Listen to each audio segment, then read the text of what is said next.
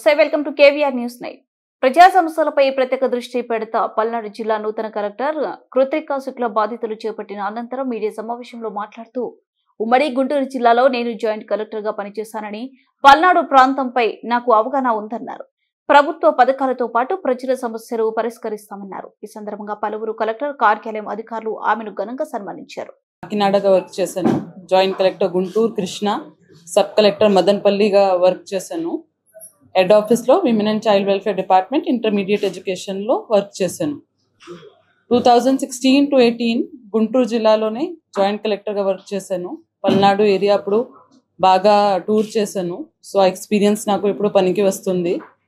తప్పకుండా ప్రభుత్వ పథకాలన్నీ సక్రమంగా ఇంప్లిమెంట్ చేస్తూ మన అధికారులు, పబ్లిక్ రిప్రజెంటేటివ్ సమన్వయంతో ఈ జిల్లా అభివృద్ధి కోసం కృషి చేస్తాను. ముఖ్యంగా people first governance, pro people governance నినాదంతో ప్రజలకే యాక్సెసిబుల్గా ఉంటాను. వాళ్ళ గ్రీవెన్సెస్ ఏమైనా ఉంటే దానికి టాప్ ప్రయారిటీ ఉంటుంది. ఇష్యూస్ ఏమైనా జిల్లాలో ఉంటే అది రిజాల్వ్ చేయడానికి ప్రయత్నం చేస్తాను.